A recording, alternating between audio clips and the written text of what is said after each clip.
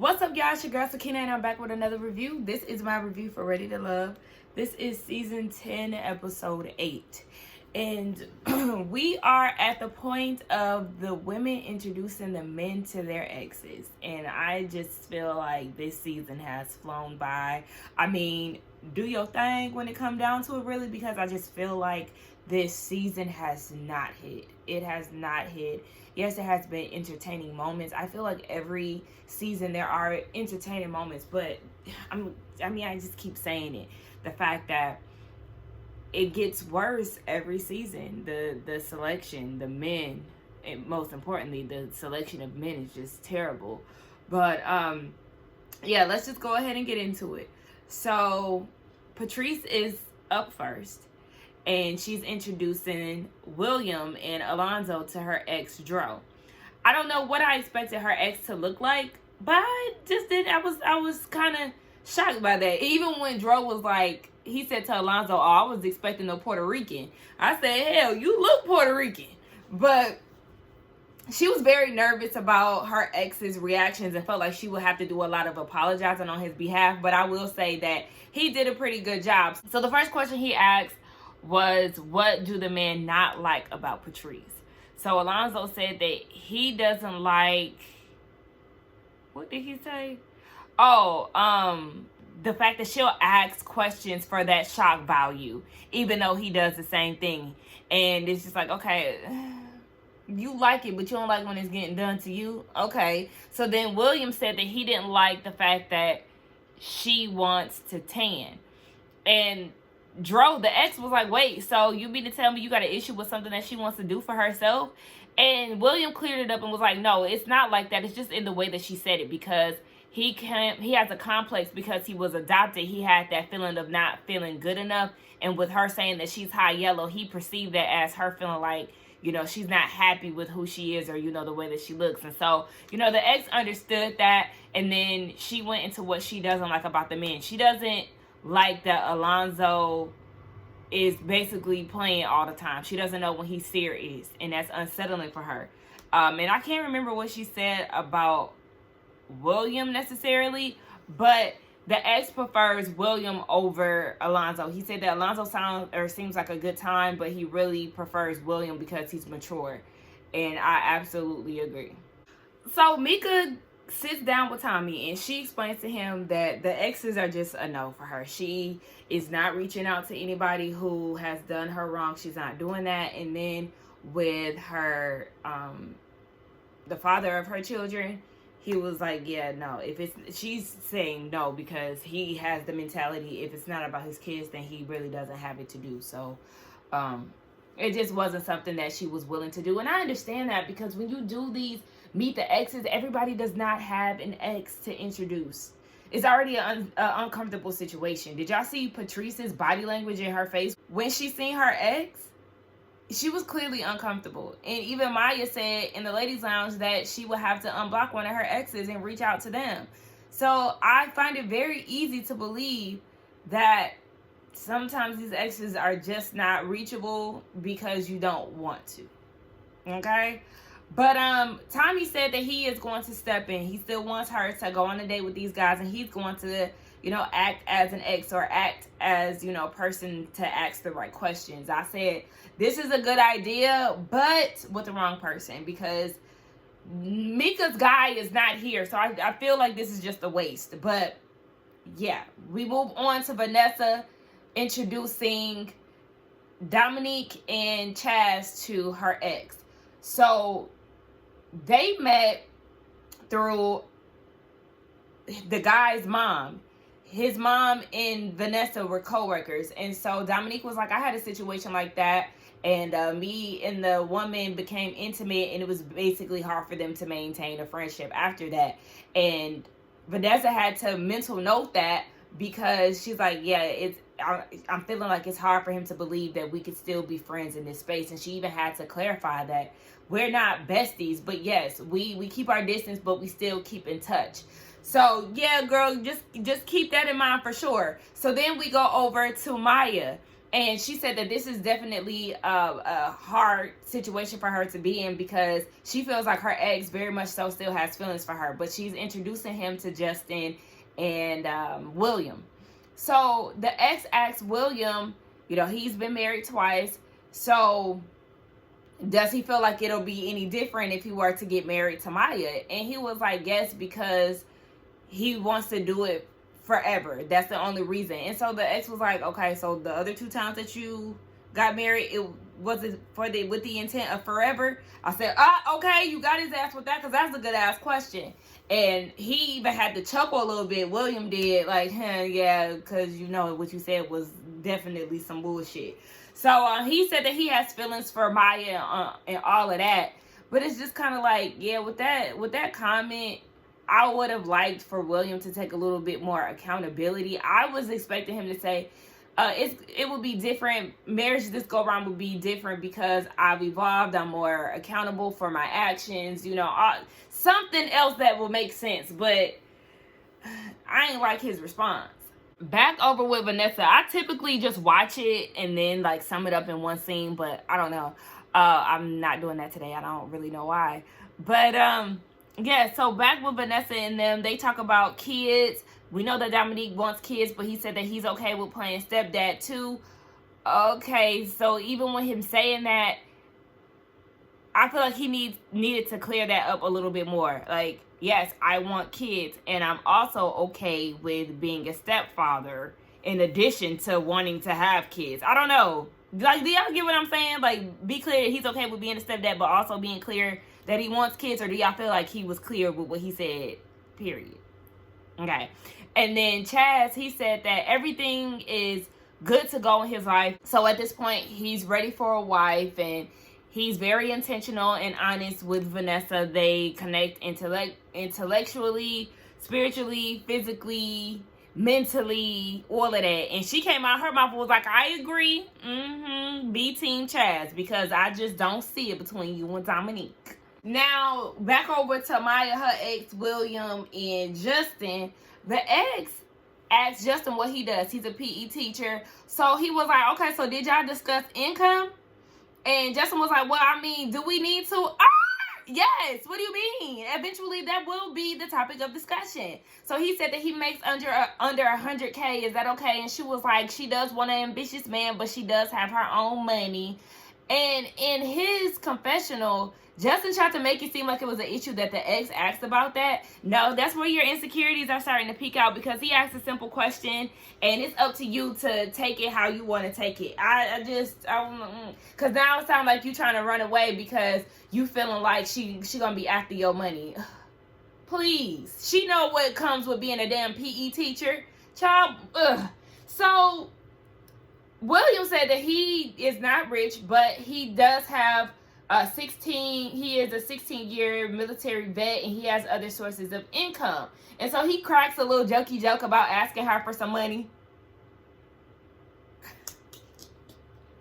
Y'all know those TikTok videos, taking the biggest step back. I know he probably was joking, but yeah. So I guess he used to serve. He used to actively serve, and now he's on reserve. That's what it sounds like. But I don't know. Do y'all think that my ex, he kind of cute? What was the gray hairs in his eyes? He was kind of cute. Why y'all didn't work out? He trash. That was another thing too. Justin said that the ex is trying to keep it superficial. He really wasn't, because he just asked William about his marriage and his previous relationships. That's not superficial. Like, ooh, just let me find out you in your feels. When it came down to it at the end, William is the better fit in the ex's eyes. And he feels like, they really hit it off. But Maya seems like she's really not that interested. It seems like she was hoping that Justin would be more of the winner in this case, but he just wasn't. And it's obviously because he got intimidated by the bank account conversation. So, I don't know. And when it came down to Vanessa's ex, of course, he felt Chaz more because Chaz has worked his way up to be prepared for marriage, and they just really have that outward chemistry that she doesn't have with Dominique. I mean, all signs just keep pointing to Chaz. I feel like it's time for Dominique to go because you're not really doing anything. And half of the time, we forget that you're here, thick neck. Y'all, watch this shit, because I could see it coming.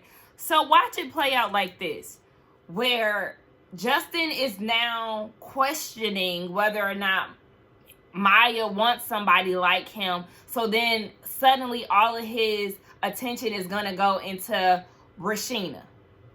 That's how I feel like it's going to go. It's probably going to be a mix between him and her and Mika, because I keep forgetting that he connected with Mika. But yeah, I feel like conveniently he's going to give her time, because if y'all think about it, Justin really hasn't asked Rashina out on the date. It's always her taking the initiative. She did the salsa dance. She did the petting zoo, the puppy walk. I mean, he introduced her to his friend, but that was just more for option purposes. I just really feel like she's the one that's always trying to pursue him instead of the other way around.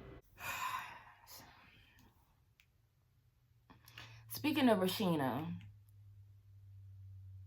she invites Chaz to meet her ex. I was not expecting that, because we have not seen her and Chaz interact or have any sort of solo date since we seen them talk at the mixer. Where's Justin? You would think that she would have invited Justin. What happened here? That threw me for the biggest loop, because my sis ain't got a place here. It's too many women on this show that just don't have a space. And I don't like that, because again, it's because of the selection of men on the show. You got Rashina. You got Mika. Hell, you really got more. But yeah, so even Chaz was taken aback by him meeting the ex. And he said that it's still a lot that he has to learn about her. They don't even talk all the time. They might talk for a few days and then they don't. What are we doing here? But whatever. The ex said that he liked him because he's proper. All right, next. Time for Mika's date. We already know that Tommy is stepping in for her, but the guys don't know that. So she has Justin and LaRon. Girl, is this a tit for tat? A favor for a favor? Yeah, you put me in this scene with your friend, so I'm going to put you in this scene with my ex because Mika. LaRon is not on your radar, girl. What is he doing here? So, yeah, she tells them that her ex ain't coming. Tommy comes out and he's asking the question. What went on in y'all past relationships? What didn't work out? Justin said that it was just, they didn't see eye to eye. It was a lot of petty moments. And he just wanted peace or something like that. And LaRon said that they were arguing all the time and he's pretty much a chill guy. The thing that pisses me off with men is that they always, I want my peace. I want peace. Peace. Can you be my peace? All that bullshit. And y'all be the ones that's causing all the destruction, all the disruption, all the chaos and confusion. Like, shut the hell up. This is why I cannot take men serious when they talk a lot of times, because they say that shit and then it just like, oh, she was arguing all the time. No, I want to hear why it didn't work out. What did you do? Give us examples. All that blanketed statement shit is out of here. I need details. Okay, so what didn't work out? Who did what? What was your... I don't care about what she did, pretty much. What did you do? Let's get down to your shit. Like, this is making me mad. Then ask them, if y'all had an argument, how would y'all, go about it? LaRon said that he is going to check the temperature throughout the day, send her some texts to see what's up. Justin said if it happened in the morning, it's going to be resolved in the morning, even if he got to be late to work. And Mika likes what she hears because she says she the same way. You know, Mika is a very beautiful girl. She really is. But the lashes are too heavy. The lashes are too heavy. And that's it's a personal preference. So I'll just say that. I really prefer strips because I feel like with mink lashes or, you know, individual lashes, they start to fall out. Even though that's not her situation, but they also tend to look very uneven. I don't really like that look. And she looks sleepy a lot of the times because her lashes are so heavy. That's like Lee. I think, yeah, Lee from last season. She's a pretty girl, but her lashes were too heavy too. If y'all lighten them up, I'm sure it'll brighten up y'all's look way more. I don't even stack my lashes anymore because I did used to wear double lashes, you know, on one lid. I don't do that anymore. I really just prefer the one lash. Child, don't mind these lashes because I was just trying to find something, you know, to throw on. I felt like I needed a little pick-me-up. Look, if y'all want to know about my life update, check out my Beverly Hills review.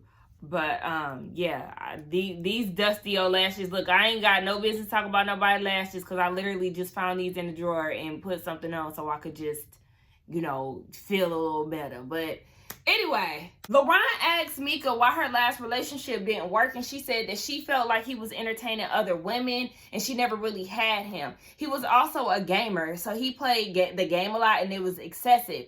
We learned that LaRon is a gamer too, and if a new game drops, then he's gonna be on the game all weekend, and he might even call off of work because he says he creates and plays games. Listen, do what you do what you do, because in my free time I play Sims. Okay, I haven't played Sims, honestly.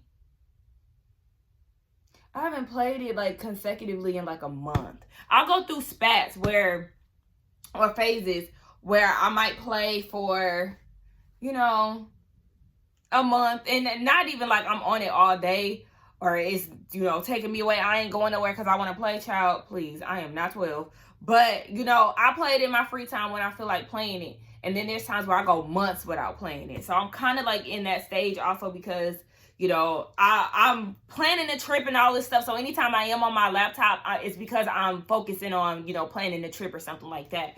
But yeah, I have nothing against gaming, but there is a limit.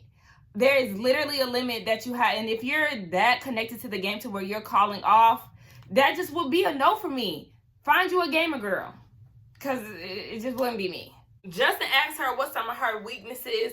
She said that sometimes she can be so engulfed in her kids that she is liable to forget about you, baby. So yeah, and Justin, he was like, I need a little attention, like I need space and attention. So, you know, he needs a little balance when it comes down to that. And she said also, I think she was saying she stayed longer than she should have with her ex, and you know, when she broke up with him, it also broke her son's heart because they were really connected. So she's very selective in who she brings around her children and into her life. So at the end of it all, her and LaRon realized that there is no romantic connection.